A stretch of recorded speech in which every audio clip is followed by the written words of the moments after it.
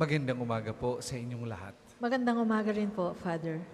Sa atin pong pagdiriwang ng banal na misa ngayong umagang ito, patuloy nating ipagdadasal ang lahat ng mga may sakit, ang lahat ng mga nagdiriwang ng kanilang kaarawan at anibersaryo, at ang lahat ng mga nagpamisa at humihingi sa atin ng ating mga panalangin. Simulan natin ang pagdiriwang sa ngalan ng Ama at ng Anak at ng Espiritu Santo. Amen. Sumainyo ang Panginoon. At sumainyo rin. Mga kapatid, pagsisihan muna natin ang ating mga nagawang pagkakasala, lalo na sa maraming beses na tayo ng husga ng ating kapwa.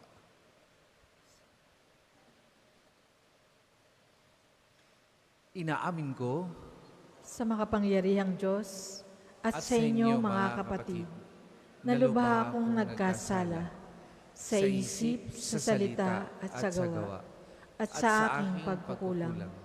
Kaya'y sinasamo ko sa mahal na Birheng Maria, sa lahat ng mga anghel at mga banal, at sa inyo mga kapatid, na ako'y panalangin sa Panginoong ating Diyos. Kaawaan tayo ng makapangyarihang Diyos. Patawarin tayo sa ating mga kasalanan at patnubayan tayo sa buhay na walang hanggan. Amen.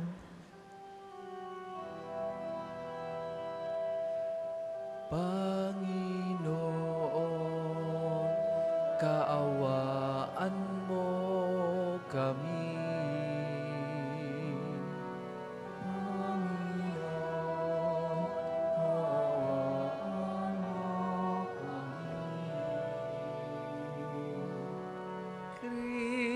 Kristo, kaawaan mo kami. Kristo, kaawaan mo kami.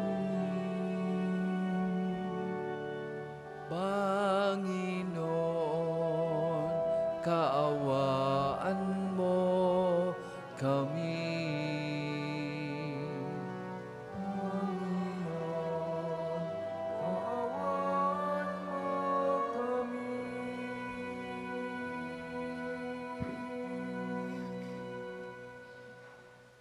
Manalangin tayo.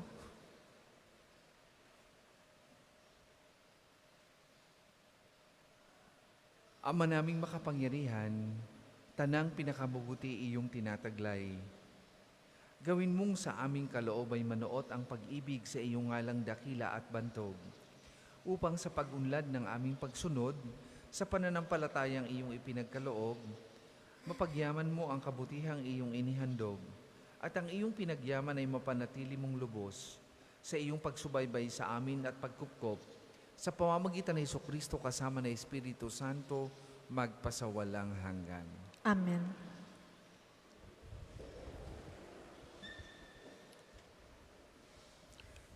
Pagbasa mula sa unang sulat ni Apostol San Pablo sa mga taga-Korinto.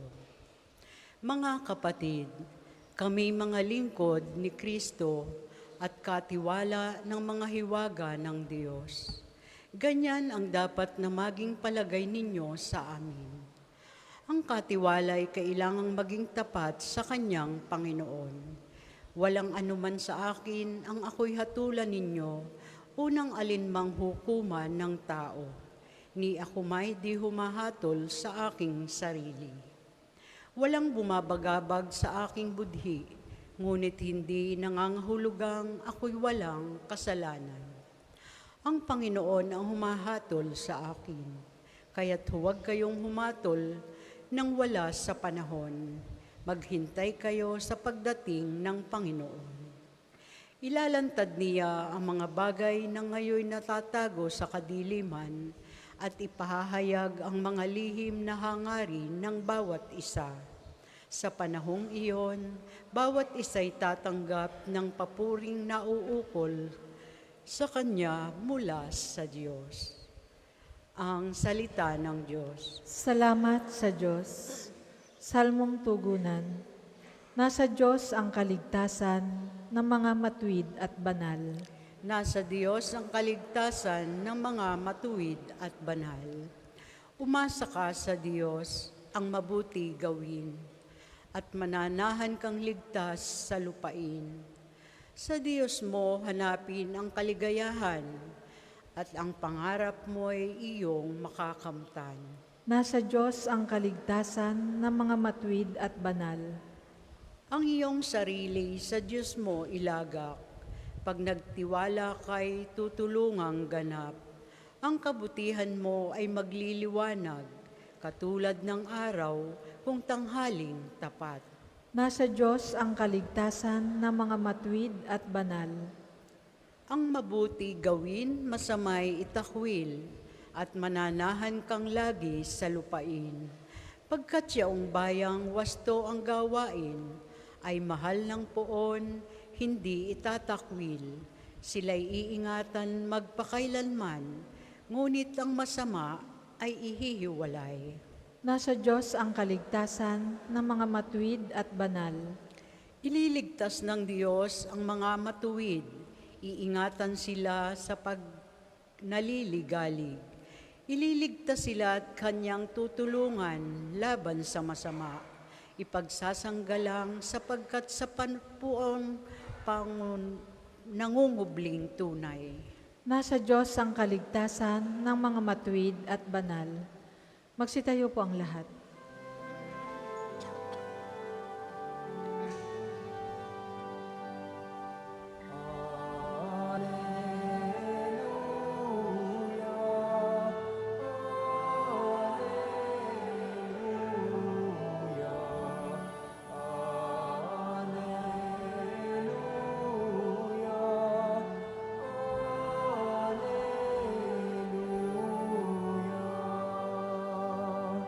Sinabi ni Jesucristo, ako ang ilaw ng mundo at buhay ng alagad ko. Alleluia, Alleluia, Alleluia.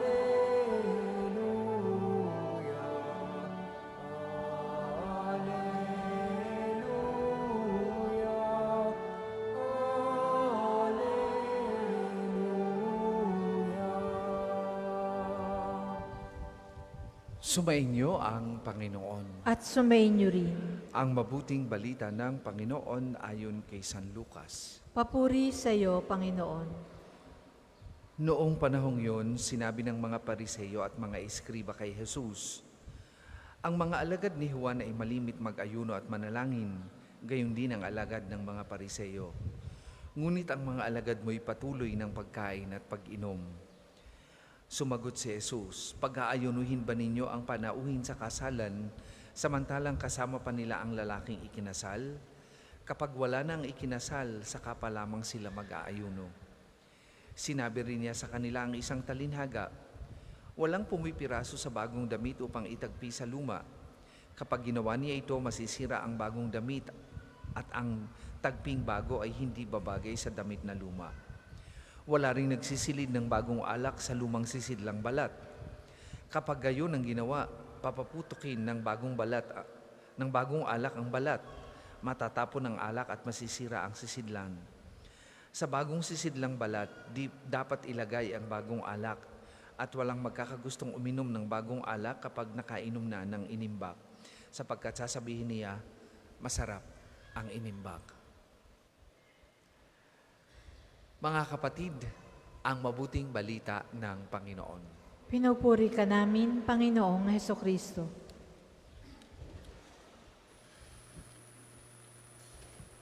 Makaka-relate kayo sa aking sasabihin ngayong umagang ito. Sapagkat lahat tayo ay biktima ng ganito. Sino sa inyo ang biktima ng panghahatol upang huhusga ng ibang tao? Lahat tayo. Ang pari, pag nakitang malimit na kasama ang mga bata, sasabihin kaagad, pedophile. Pagkasama naman ay mga kabataang lalaki, sasabihin ay bakla. Pag mga kabataang babae naman, mahilig sa babae. Pag nakitang ang mga kasamay mayayaman, sasabihin mahilig sa pera. Pag mamahirap naman, sasabihin makakaliwa. Nagkaanak sa pagkadalaga, ang husga kagad ng mga kapitbahay masamang babae. Hindi ba pwedeng malilang ng minahal at pinagkatiwalaan? Pumuti lang ang kutis, gumanda ang balat, nakabihis ng maayos, nakabili ng mamahaling gamit, nakapagpundar ng bahay at sasakyan, sasabihin kaagad, siguro nakapangasawa yan ng mayaman. Bumagsak lamang sa exam, ang hatol kaagad ay bobo. Hindi ba pwedeng nagkaproblema lang o nawala lang sa focus habang nagre-review? Ganyan kamapanghusga at kamapanghatol ang sanlibutan. At lahat tayo ay biktima niyan. Sa unang pagbasa, pinaalalahanan tayo ni San Pablo na huwag manghatol ng iba o huwag manghusga ng iba sapagkat Diyos lang ang may karapatang humatol sa atin dahil hindi naman alam nila o hindi naman nababasa ng ibang tao kung ano ang ating pinanggagalingan at nagdesisyon tayo sa mga bagay na para sa ibang tao ay mali at para sa ibang tao ay hindi akma sa pamantayan ng lipunan. At yan ang paalaala ni San Pablo, huwag na huwag tayong basta hahatol sa ibang tao, lalo na sa kanilang pagkakamali, lalo na sa kanilang pagkukulang. Dahil hindi natin alam ang laman ng kanilang puso, ang laman ng kanilang isip, hindi natin alam ang kanilang pinagdadaanan. Sa ikalawang pagbasa sa Mabuting Balita, tila baga hinusgahan ng mga Pariseyo at Eskriba ang alagad ng ating Panginoong Hesus dahil lamang sa hindi sila tumutulad sa kanila na nag-aayuno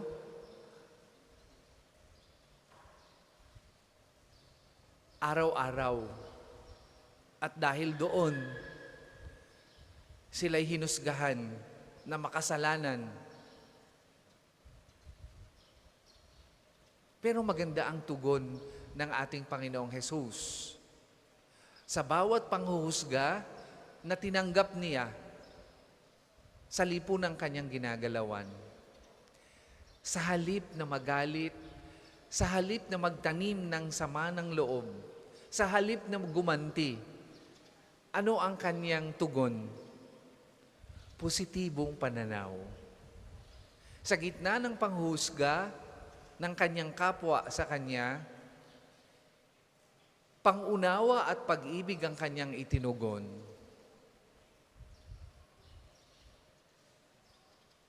Hindi galit, hindi pagkamuhi, at hindi pagganti. Mga kapatid, ngayong umagang ito, ganyan din ang paalaala sa atin. Huwag nating hayaang tayo'y maging biktima ng panghuhusga ng ibang tao.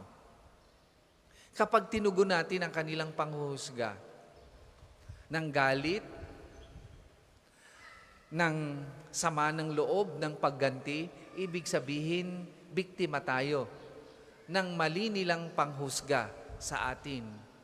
At habang negatibo ang tugon natin sa maling panghusga ng ibang tao sa atin, nananatili tayong alipin ng kanilang expectation sa atin.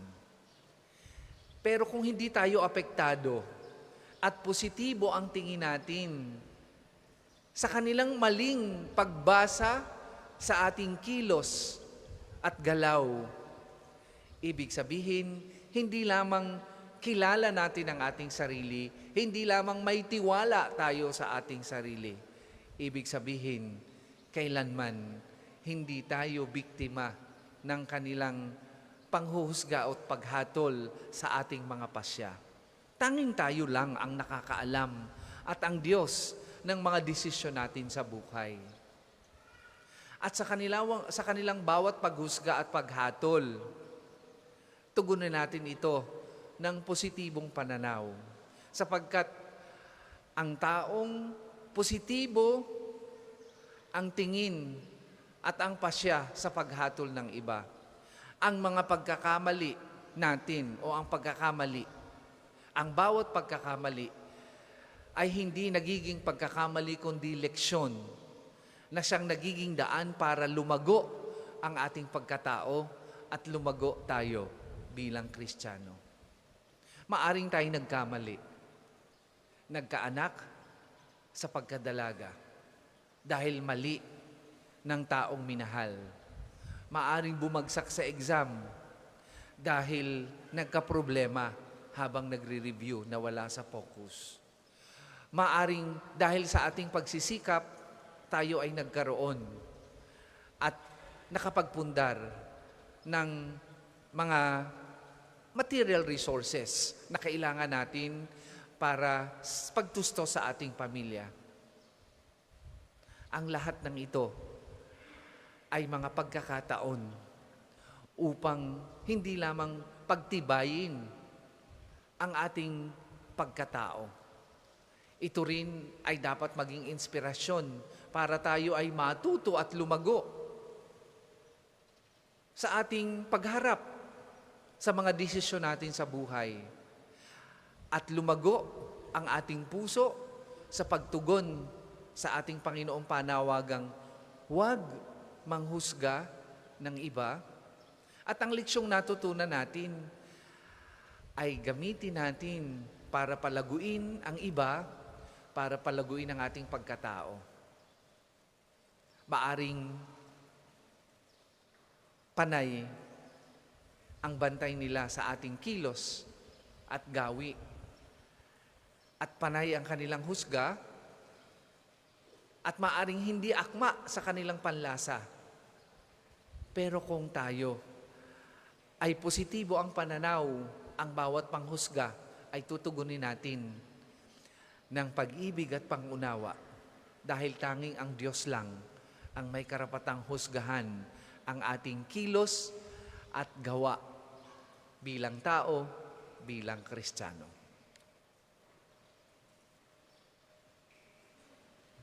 Para po sa mga maghahandog ng sobre, pakihulog na lamang po sa buslo.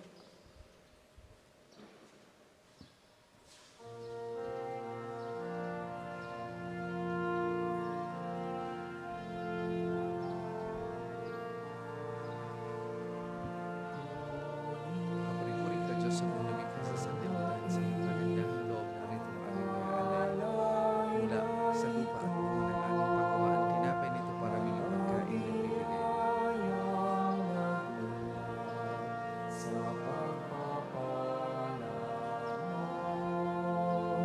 ganda ng bawat puso, pagkatinibig mo, ngayon Kapuri ka Diyos sa mga lumikha sa sanlibutan sa iyong kagandahang loob na rito ang aming mga alay. Mula sa katas ng puso at buo ng aming pagawaan, alak nito para may inumin nagbibigay ng Diyos.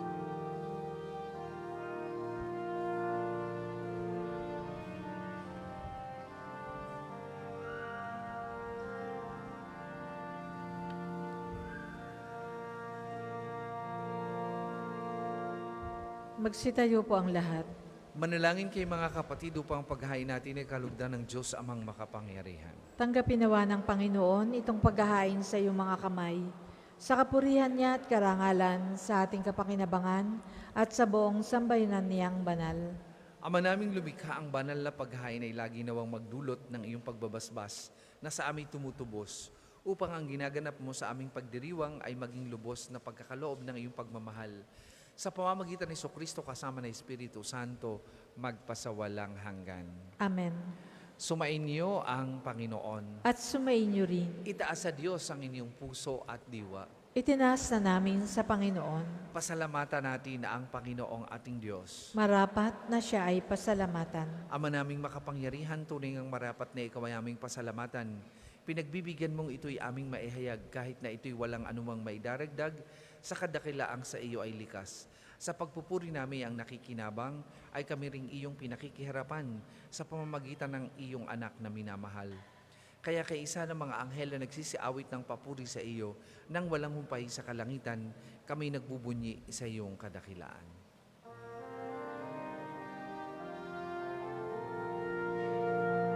Banal ka po, may kapal, banal ang iyong pangalan, banal ang iyong kaharian, langit lupa'y nagpupugay sa iyong kadakilan, dinarakilan ang lahat, ang naparito mong anak, na siyang nagbulat sa bulag, sa pilaya'y nagpalakad, at nakiramay sa lahat. Kung hindi po kayang lumuhod, manatili pong nakatayo ng may paggalang. Ama naming banal, ikaw ang bukal ng tanang kabanalan, kaya't sa magitan ng iyong Espiritu gawin mong banal ang mga kaloob na ito, upang para sa aming maging katawan at dugo ng aming Panginoong Heso Kristo.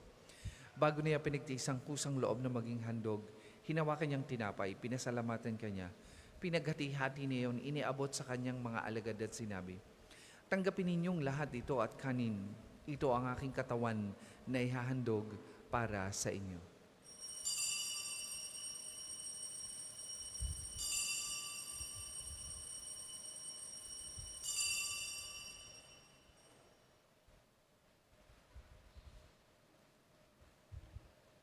Gayun din naman nung matapos ang hapunan, hinawakan niyang kalis, muli kanyang pinasalamatan.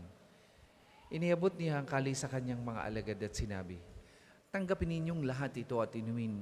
Ito ang kalis ng aking dugo, ng bago at walang hanggang tipan. Ang aking dugo na ibubuhos para sa inyo at para sa lahat. Sa ikapagpapatawad ng mga kasalanan, gawin ninyo ito sa pag-alaala sa akin."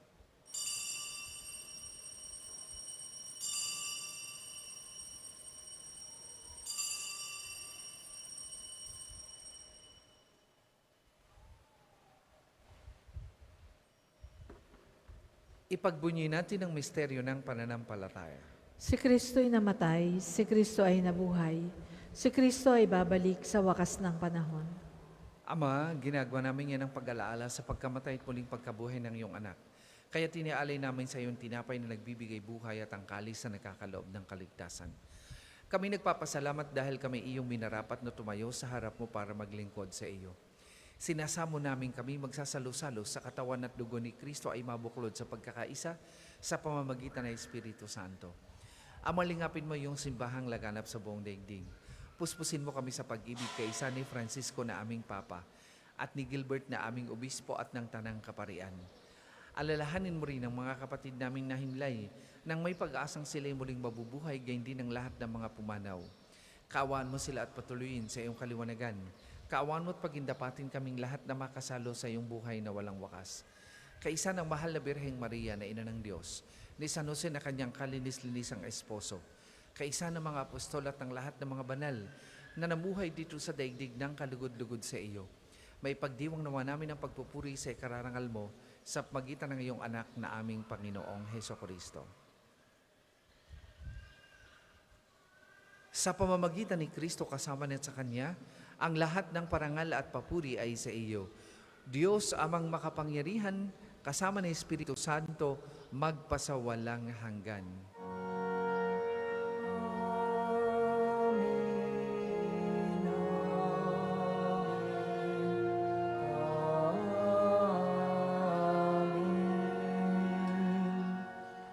Sa tagubilin naman nakagagaling na utos at turo ni Jesus na Panginoon natin at Diyos, ipahayag po natin ng lakas loob.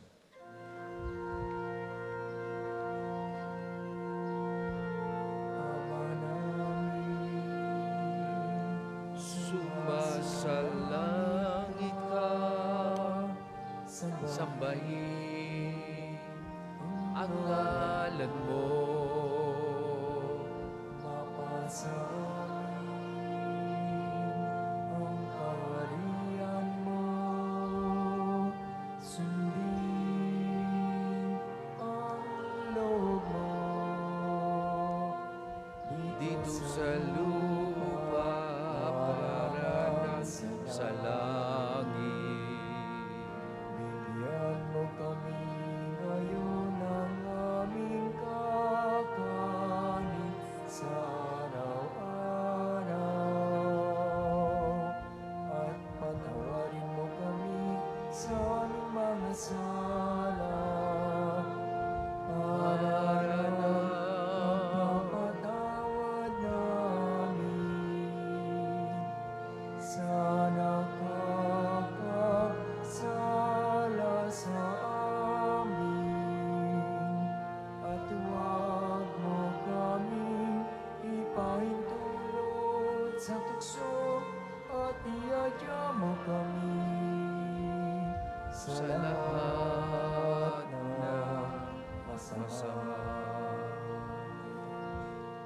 Hinihiling namin kami adya sa lahat ng masama, pagkalooban ng kapayapaan araw-araw, iligtas sa kasalanan ni Leo sa lahat ng kapahamakan. Samantalang aming pinananabikan ang dakilang araw ng pagpapahayag ng tagapagligtas naming si Heso Kristo. Sapagkat iyo ang kaharian at ang kapangyarihan at ang kapurihan magpakailanman. Amen. Panginoong Jesucristo, sinabi mo sa iyong mga apostol, kapayapaan ang iniiwan ko sa inyo, ang aking kapayapaan ang ibinibigay ko sa inyo. Tunghayan mo ang aming pananampalataya at huwag ang aming mga pagkakasala. Pagkalooban mo kami ng kapayapaan at pagkakaisa ayon sa iyong kalooban, kasama ng Espiritu Santo, magpasawalang hanggan. Amen. Ang kapayapaan ng Panginoon ay lagi pong sumainyong lahat. At sumayin niyo rin. Magbigayan po kayo at maghangad ng kapayapaan sa isa't isa.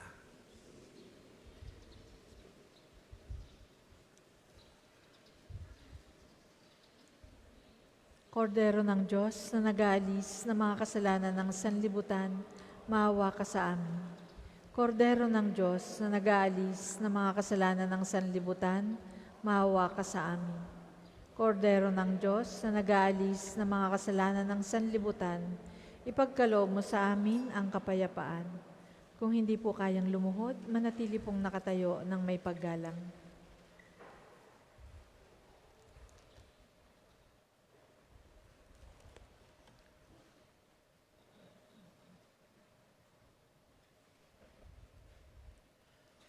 Mga kapatid, ito ang kordero ng Diyos. Ito ang nag-aalis ng mga kasalanan ng sanlibutan. Mapalad ang mga inaanyayahan sa kanyang banal na piing. Panginoon, hindi ako karapat-dapat na magpatuloy sa iyo, ngunit sa isang salita mo lamang ay gagaling na ako.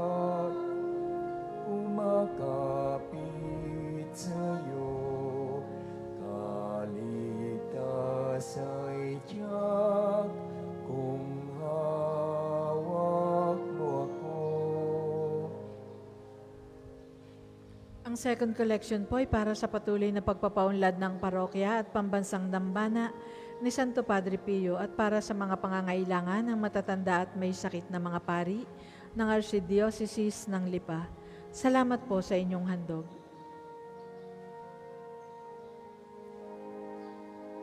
Ngunit ako'y ikaw habang nahihimlay, pagkat ang tulong mo sa tuwing ay taglay sa lilim ng iyong mga pagpag. Umawit,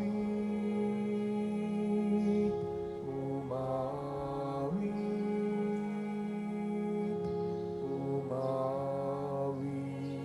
akong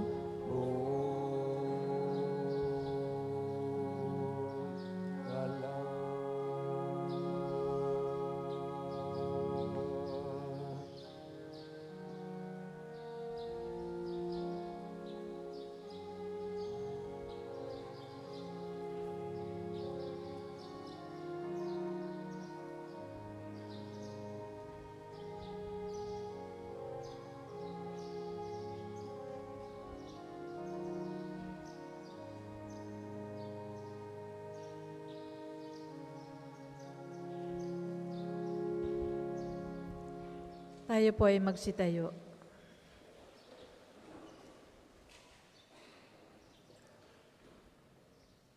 Manalangin tayo.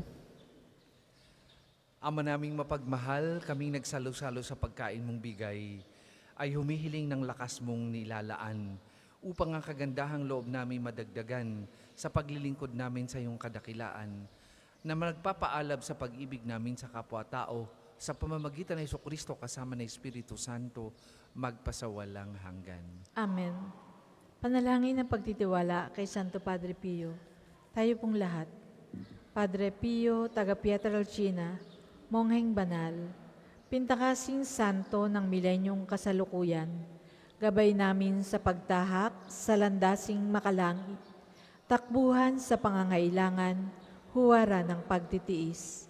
Sa iyo namin inilalapit aming mga kagipitan. Sa iyo po ibinibilin kalusugan at kabuhayan.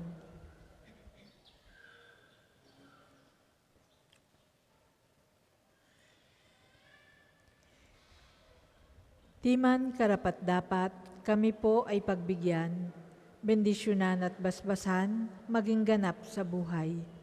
Lumayo nawa kami umiwas sa kasalanan. Lumapit lagi sa Diyos, maging matatag at matibay. Sa mabuting balita ng pagliligtas, turuan mo kami nawa. Sa tuwina ay makinig, magnilay at sumampalataya. Amin pong pakiusap itong mga kahilingan. Puso ay nagsisisi, nagtitikang taimtiman. Di na muling magkasala, sunod lagi sa Diyos Amang, kaysa ng Espiritu at ni Jesus, na tagapamagitan. Amen. Magsiupo muna po ang lahat para sa mga patalastas. Una, sa inyong pagdalaw sa pambansang dambana, mangyaring pakaingatan ng inyong mga personal na gamit. Hangad namin ang isang matiwasay at maayos na pagbisita sa National Shrine. Ikalawa, narito po sa atin ngayon ang imahen ng mahal na Birhen ng Loreto, ang ina at reyna ng Sampaloc, Maynila, at patrona laban sa mga sunog at sakuna. Mananatili siya dito hanggang bukas, September 7, pagkatapos ng misa pasasalamat sa 7:00 ng umaga. Halina at makiisa sa mga gawain ng kanyang pagbisita upang mas lumalim ang ating pagmamahal kay Kristo sa pamamagitan ng kanyang ina. Ikatlo, nais po nating ipagbigay alam sa inyo na ang Padre Pio Healing Bundle ay available sa ating mga tindahan. Ang langis na kasama nito ay may halo ng langis na mula sa puno ng olivo na binasbasan ni Padre Pio nung siya'y nabubuhay pa. Naway maging daan ang ating healing bundle sa pagkakamit ng kagalingang mula sa Diyos. Ikaapat, bahagi ng mga gawain sa pagdiriwang ng kapistahan ni Santo Padre Pio, tayo po ay magkakaroon ng free medical consultation dito sa Pambansang Dambana sa pangunguna ng UST Medical Alumni Association sa darating na September 15. Kami po ay nag-aanyaya sa mga nais magpakonsulta sa mga doktor ng pedya, OB/GYN, ENT, Opta, Dental at Surgical. Ito po ay bukas sa kahit anong edad. Mangyaring magtungo sa opisina ng Pambansang Dambana upang magpalista hanggang September 10 lamang. Ikalima, bukas po ay 7 ng Setyembre, ay unang Sabado ng buwan. Mayroon po tayong prosesyon sa karangalan ng Mahal na Birhen sa ganap na 5 ng umaga. Nasisimulan natin sa may harap ng Fountain of Hope. Ang mga sasama ay naanyayahang magdala ng kandila. Ang susunod pong misa ay sa ganap na 10 ng umaga. Maraming salamat po at mangyaring panatilihin natin ang kalinisan, katahimikan at diwa ng pananalangin sa loob at labas ng ating simbahan. Magsitayo na po ang lahat para sa pagbabasbas ng mga religious articles. Para sa kabatiran po ng lahat, meron pong isang Facebook account na ninanakaw yung ating mga video testimony ng pagpapagaling. Tapos ipopost sa kanyang Facebook account, hindi ko po alam kung sinong administrator nito, at magbebenta ng mga di umano ay gamit o mga kasangkapan ng pananalangin mula dito sa Pambansang Dambana. I-report nyo po ito sa Facebook kasi ito po ay identity theft. Wala pong paalam sa amin ang paggamit ng aming mga video na pinroduce ng NSPP. Hindi lang po isang beses, maraming beses pong ninanakaw niya nung Facebook account na yon yung ating mga video testimony ng pagpapagaling. At para makapagbenta ng mga religious items na kanyang ipinagbibili, ipinopost po yung ginagrab yung ating video. Paki-report po sa Facebook account para ma-flag down o matigil po itong ginagawang ito sa panloloko sa mga tao, lalo na po sa mga deboto at pilgrims ni Santo Padre Pio. Tulungan niyo po kami na hindi lamang huwag suportahan ang mga manloloko, kundi ganun din po, huwag maabuso at gamitin si Santo Padre Pio at ang kanyang debosyon sa panloloko ng ibang tao. Marami pong salamat. Mga kapatid, manalangin tayo sa Diyos amang makapangyarihan upang tayo maging kawangis ni Kristo sa taimtim na pagdalangin sa tulong ng mga larawan at mga dasalan. O Panginoong Diyos, Ikaw ang bukal ng lahat ng pagpapala at biyaya. Ibuhos mo ngayong bendisyon sa mga gamit na ito sa pananalangin, mga rosaryo, imahin, dasalan na nagpapalala na iyong kabutihan, kabanalan at pagmamahal sa amin. Upang lahat na dumulog at magdasal gamit ang mga ito ay magtamo ng iyong awa at biyaya. Lobin mong tularan nila ang kabanalan at aral ng Panginoon at ng mga santo magpasawalang hanggan. Amen. Ama namin, sumasalangit ka, sambahin ang ngalan mo. Mapasa amin ang kaharian mo. Sundin ang loob mo dito sa lupa para na ang sa langit. Bigyan mo kami ngayon ng aming kakanin sa araw-araw at patawarin mo kami sa aming mga sala para ng pagpapatawad namin sa mga nagkakasala sa amin. At huwag mo kaming ipahintulot sa tukso at iadya mo kami sa lahat ng masama. Amen. Aba, Ginoong Maria, napupuno ka ng grasya. Ang Panginoong Diyos ay sumasa iyo. Bukod kang pinagpala sa babaeng lahat, at pinagpala naman ang iyong anak na si Jesus. Santa Maria, Ina ng Diyos, ipanalangin mo kaming makasalanan, ngayon at kung kami mamamatay. Amen. Luwalhati sa Ama at sa Anak at sa Espiritu Santo, kapara noong unang-una, ngayon at magpasawalang hanggan. Amen. Luwalhati sa Ama at sa Anak at sa Espiritu Santo, kapara noong unang-una, ngayon at magpasawalang hanggan. Amen. Sumainyo ang Panginoon At sumainyo rin. at pagpalain kayo ng makapangyarihang Diyos, Ama, Anak at Espiritu Santo. Amen. Tapos na po ang ating pagdiriwang, humayo kayong mapayapa. Salamat sa Diyos.